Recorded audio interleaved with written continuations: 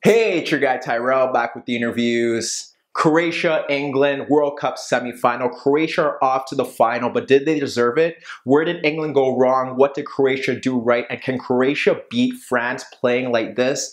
Don't worry, here at the interviews, we've got you covered. So on this edition of the interviews, we're going to break down Croatia against England.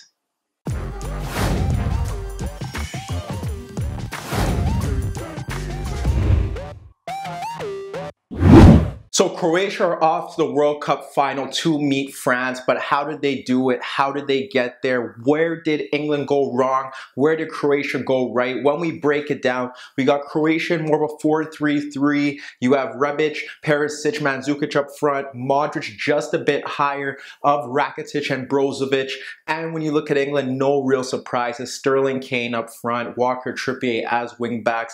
In midfield, Jordan, Henderson, Dele Alli, Jesse Lingard. So when we talk about the first half, we have to say it was a game of two halves. The first half belonging to England. What did they do right? Well, first things first, they did press pretty well. They had a clear idea of what they wanted to do, and they got the early goal. But before we get to the early goal, we have to look at how they kind of set up.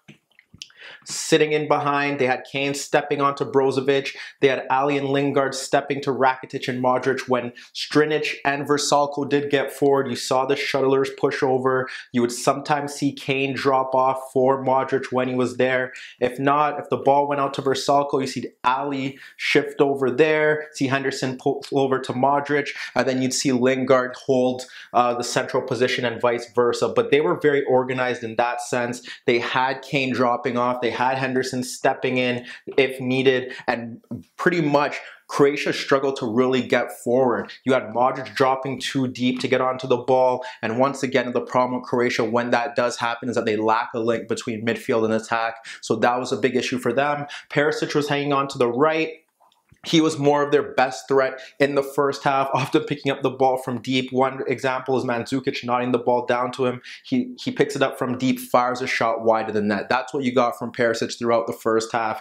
Did deliver a good cross later on in transition that led to Rebic almost getting forward, but Ashley Young tracked it well and cleared it. But that is where Croatia struggled. They couldn't really get Modric and Rakitic going forward, and when they did try and press, they were exposed as well. We'll get to that right now. England obviously trying to play from the back. You have Stones trying to play up, so you have Mandzukic step to him. What they did that was very interesting is that they had the wide players step out to the wingbacks that were looking to get forward. They had Modric step up. They had Rakitic step up to the wide center backs, and what happened here now is that Brozovic is all alone. So if they were able to play into that midfield, Brozovic often saw 1 and 2, Lingard and Ali just in behind him and beside him, and that was a big issue because they were able to pick up the ball between the lines. Sometimes Modric and Rakitic would sit off like this, and it was even a bit stranger because now you still have avenues to get passes off into there,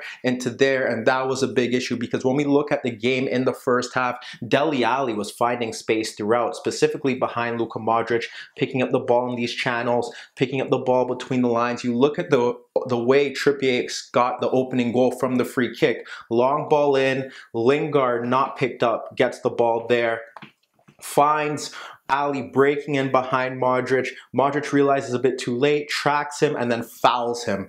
Big issue there. You look at just like simple throw-ins. That's where England found a lot of their joy throughout this game. In the first half and the second half, throw it into the box. Kane lays it off to Ali. You have to think, where is Modric? Where is Rakitic? Because he plays it into Lingard. Lingard has space. Kane peels off. Ball played into him. Kane free on goal. Perhaps should play Sterling across, but he fires it on goal. Shot is saved and then hits the post. But that's another warning sign. We saw that throughout. Kane slips behind Brozovic and Rakitic, breaks forward on the counterattack, slides it to Ali again. Where's Modric? Nowhere to be found. Lingard breaking into the box. Rakitic obviously recovers, but ball watching, plays it to Lingard, has his shot blocked. But this was a big issue for Croatia in the first half. Yes, they were pressing. Yes, they were trying to prevent England from playing out the back.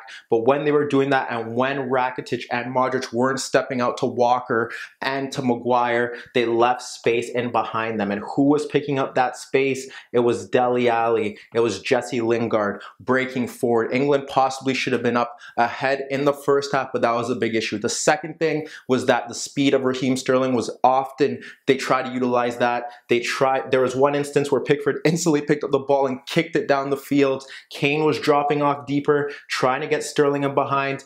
But you know what? Croatia dealt with it well. Often Vida coming across. Sterling, anytime they could get him to run at Vida, try to chase him, try to get the ball in behind him, they did. Vida did well to sweep up. Lovren, on the other hand, didn't do a good job. There's one instance where Sterling outruns him to the ball and then takes him 1v1 and then forces him into a foul. Kane also had some issues there too, but it was just simple link-up play between the two. They were trying to get Kane to nod balls into his path. Sterling was able to hold up balls and turn and hit Kane in behind. And we saw that happen throughout the game. And that was big for England. In the second half, when they did drop off and retreat, it became a bit of an issue because although Sterling was great, he wasn't getting support from his teammates to get him in behind. Sterling would drop off, drag a marker with him, and then play it into his teammate. There's one time where he played it into Ali, spun in behind, didn't get the ball back. Kane also was struggling in that sense, trying to get the ball into him. But when you look at England as a whole, we get back to the throw-ins, thrown into Kane, thrown from Ali, falls to Kane. Lingard breaking in behind Rakitic again, should get onto it, doesn't control it. Another one down in half space where he throw in from Trippier into Kane. Kane picks it up, slides in Lingard into that space again in the half space, fires a shot wide. This is where England were getting joy, but in the second half, Croatia made a few changes. What did they do? Well, one, England dropped off a bit deeper, and that was a big issue for them. And another thing was that the pressure that Kane was applying on Brozovic stopped, and then Brozovic really got into the groove. It started more so in the start. Towards the end of the first half, Brozovic was getting on the ball, spreading the play wide, 1-2 touch passes, getting Croatia forward. And what this did do is that once they got the fullbacks forward, what you often saw was Rakitic, and we've seen this throughout the tournament, and Modric take up those wider positions. What we also saw was Rebic and Perisic swap flanks in the second half to start, and they would take up narrow positions as well, trying to get into, more so Perisic, trying to get into the box, trying to help Mandzukic alleviate pressure. Rebic obviously trying to make darts in, but also keeping a narrow position. So this is where England were stuck at. They have three men in midfield. They have Rakitic and Modric drifting out wide, but you look who's getting forward as well. The fullbacks, Vrsaljko, Strinic getting forward. So now what happens is that as the game wore on and we look at the goals that were scored, you look at the first goal that's scored, the cross comes in from Vrsaljko, but what happens is that Rebic pulls off, and what he pulls off onto, because as they drop into a back five as they get deeper, he pulls off onto Young. And what happens there is that he pulls on off to Young, and the ball gets switched over to the flank for Vrsaljko. Obviously, Ali has to shift over. So Ali shifts over, but he doesn't know who to pick up. Does he pick up the fullback? Does he pick up the midfielder? Cross goes in, Perisic runs across Trippier, runs across Walker, nods the ball into the net. But the fullbacks were getting forward from the start. That was a big issue. Then England kind of panic. You see the long ball in, Pickford and Stones don't know what to do, falls to Perisic. Perisic goes 1v1 with Walker, hits the post. You see another instance where they do also mess up a chance and it gets a bit nervy, but they clear their lines. Brozovic continues to be a nuisance from deep, reverse ball into Mandzukic, chests it down, fires shot on goal.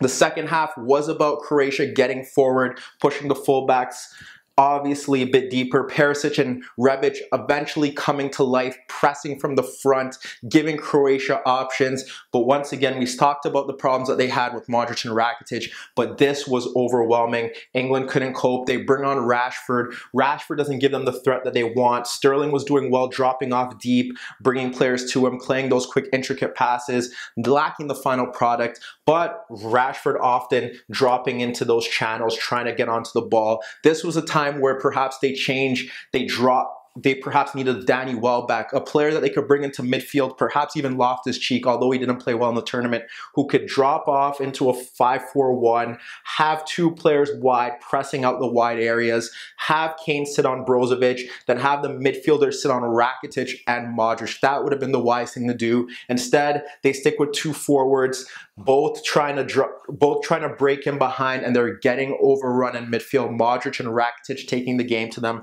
Modric driving forward, running with the ball, carrying it, dictating play with short passes, with longer passes. Then they get into extra time. What changes? Danny Rose comes in, offers a threat from the left side, but doesn't really do much. He did get a player booked, but that wasn't enough. You see Pavaric come on for Strinic. You see Kramaric come on for Rebic. What happens there now is that Croatia, it's 2 chances down in the first half of extra time. It's Perisic running at Walker, delivers a pullback into the box for Kramaric, fires a shot that's blocked. Then he delivers another cross into Mandzukic. Mandzukic runs across. Mandzukic forces Pickford into a big save. Second half of extra time, they get their winner. It stems from the same route. And what happens here again? It's just simple overload on the left-hand side, and it's a big issue that they couldn't really deal with. Again, fullback breaking forward in Pavaric.